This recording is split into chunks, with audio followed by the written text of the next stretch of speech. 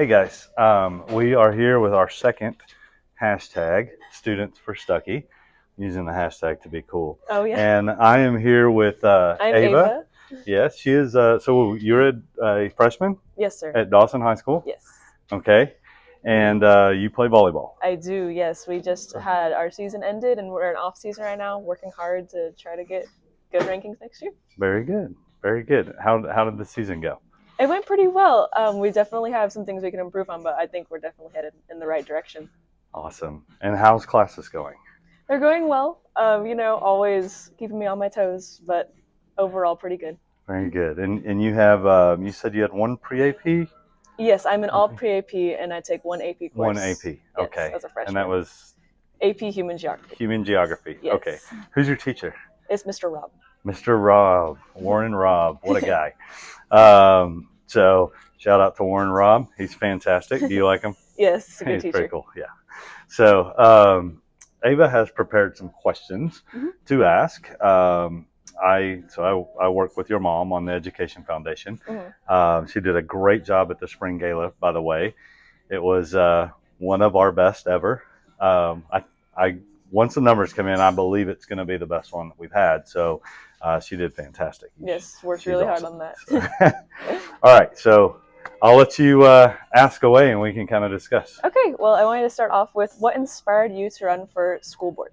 So when I was in college at A&M, I tried a couple of different majors. My dad was a family physician, and so I started off majoring in biology. That's what he majored in, and that wasn't really a fit for me. Tried the finance route, wasn't a fit.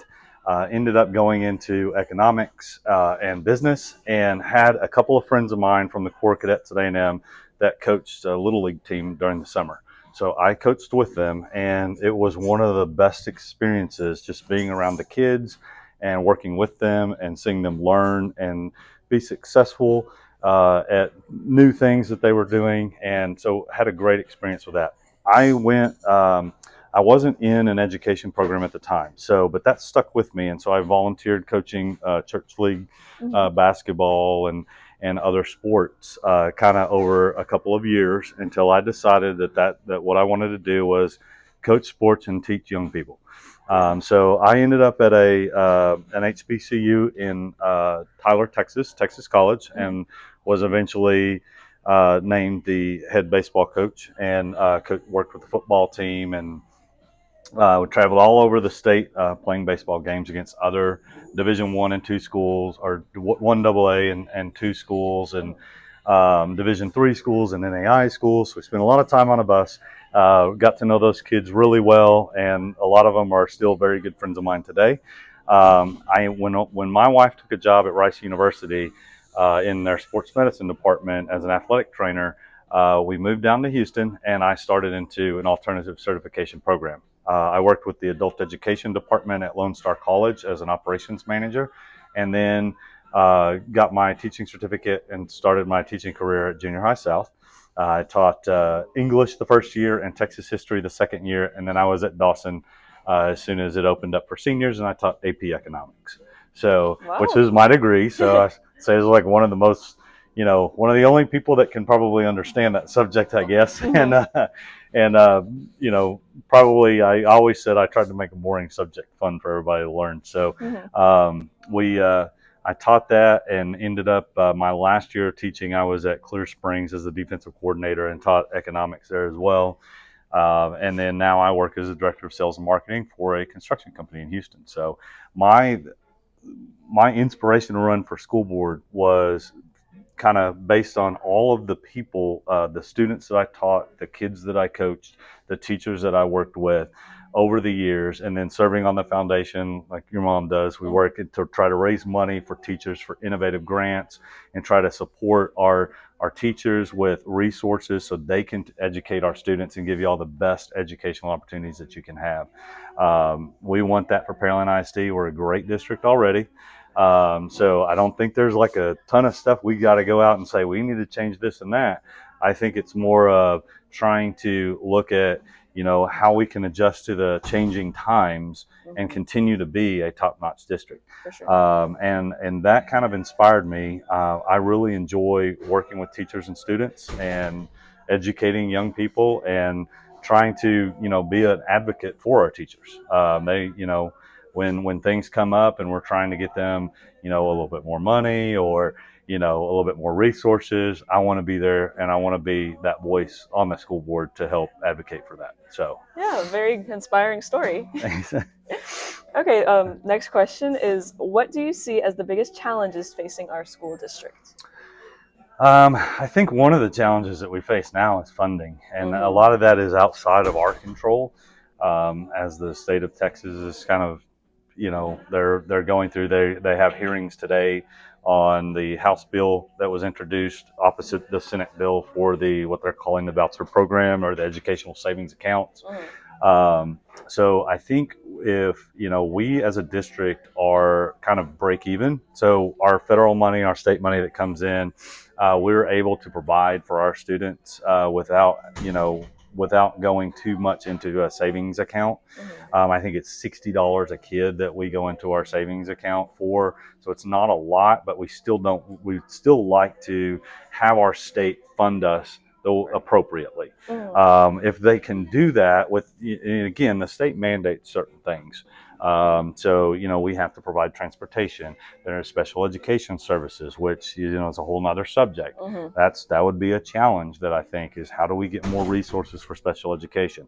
I think another thing that I looked up this morning is our CTE programs. It's not right. We are already well above what the state requires of a school that offers a CTE program. We have 26 certificate programs. The state requires only 6 for you to have that service. We are exceeding that immensely. But one of the things that we are starting to measure is something called CCMR. So it's College Career Military Readiness. Okay. So as a student, the AP courses that you're taking get you an indicator. You as a student can earn multiple indicators, but what we want is, if we're looking at what percentage of our students in just overall earned an indicator, our goal as a district is 95%. Okay. So right now we are at 80.2. So we have a little work to do, but again, it's a newer thing. So we're going to kind of look at trying to increase that 80.2 to 95.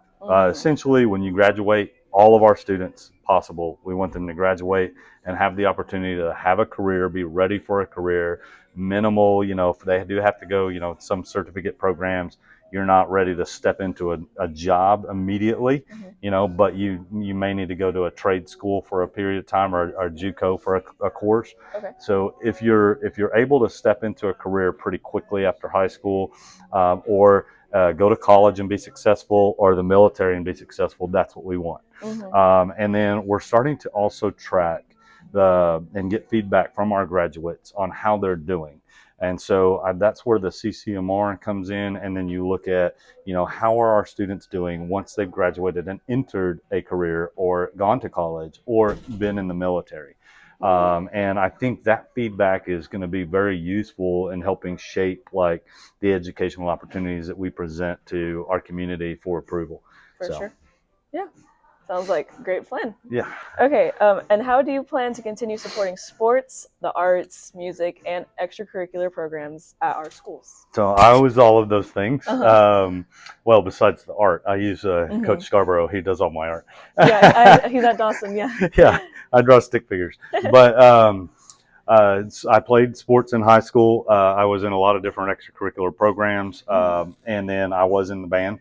So I guess that would be art. That's a form. Music is a form of art. So I was in the band. I was in the Aggie band at Texas A&M. Oh, really? So I would say the foundation of who I am came from being involved in those activities. The education piece and all the knowledge retained was from the classroom. Right. But being a part of a team and having to work together with other people, and some of those people you're friends with and some you may not agree with on everything, having to work with them to achieve a goal is really important. So I think it's very important that as a district We have good programs for our students to be involved in because that is part of their education. And we also provide resources for those programs. Now, we do face budget constraints, so we can't just go out and say, well, hey, we just want to shell out a little bit of extra money to, this program or that program just because. We do have to fit it into a budget, but I think it needs to be at the top of the line, those extracurricular programs for, what we provide for because of the impact to the students. Like band and football impact a ton of students. So band is 400 plus probably. Something. Yeah, it's pretty immense. Like Pearland High School's band is huge, and Dawson has a big band. Right. They're both very good. And then both football teams as well as a program are both pretty large also. So you have the ability, those coaches and those directors have the ability to impact a lot of people and put them in a social situation to where they're working together to get good. The drumline at the Hive Mind show that Pearland High School does, phenomenal. These kids go in there and they're in their own little section working on their own little thing, and then they come together in a bigger section and are able to perform that way. So they have directors that are in charge of that. So a cymbal player in the percussion, or a quad player is interacting with people that are in the pit playing the xylophones, and they do it all together, and they're all accomplishing a goal. And so I think extracurricular programs are extremely important in our schools, and so I'm an advocate for that. And then as long as we can find a way to fit it in our budget, I want to make sure that it's provided for. Yeah, that sounds great.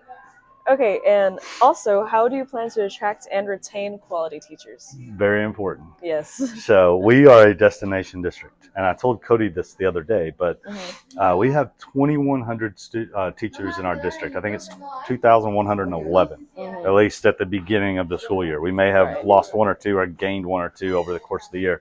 Our retention rate right now is 14%. Give or take a decimal here or there, and the state average is 19. So we're doing well compared to the state. Right. We're doing well compared to our region because I think we're just slightly below the region 4, where we're at in region 4.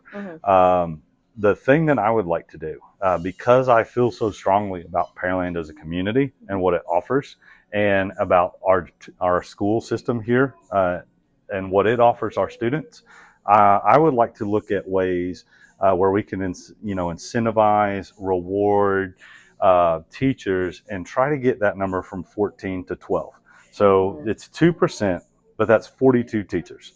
So in where I work, in the business arena, if I hire someone, I invest quite a bit in training them. Even if they've done the job before, they still have to learn the culture of our company. They have to learn the way that we do things. It takes time. It takes my time. It takes their time, and it takes resources.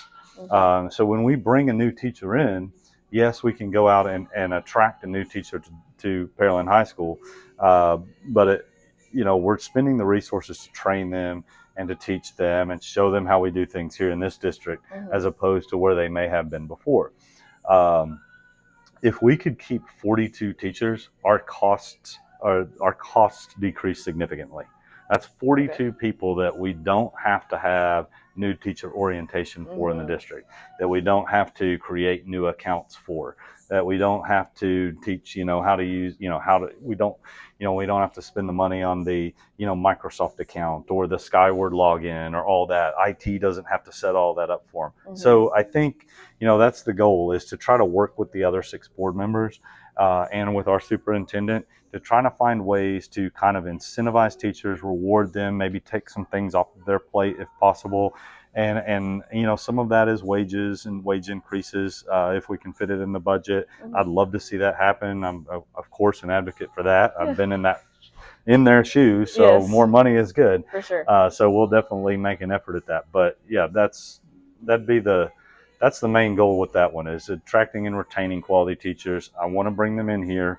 If we can make this a destination district like it is, and put that out there, I'd like to retain an additional 2% a year, 42 teachers. So. Okay, yeah, that sounds like a great goal. Okay, and how will you ensure that teachers have the resources to support students sufficiently? So We are doing tonight at the board meeting some strategic planning. Okay. I'll be there. I don't get to vote or, speak or anything like that, but I can listen. Yeah. And so if I'm elected and I get into a position where I do have a voice among one of the 7 voices there and can work with our superintendent, it's very important to me to make sure that our teachers have resources. We've done for the last, I think it's 5 years, and Karina may correct me in a minute, but the last 5 years, we've worked to supplement what the district's offering by raising money in our community to provide innovative teaching grants to our teachers. So they come up with a unique idea. The house system at Silvercrest was a really big one to me. It's like Harry Potter, and I guess it was modeled after Harry Potter, which is why it's like it. But it's kind of like going into Harry Potter over there. They're all in a house. The kids are excited. They're bought in. The teachers, the janitors, the maintenance workers, they're all bought into this house system. So if you can have something like that from an innovative standpoint that the Education Foundation can fund, then we as a district can look at other resources that we can allocate, whether it's working with our PTAs to try to fund mini grants for the teachers at their specific schools.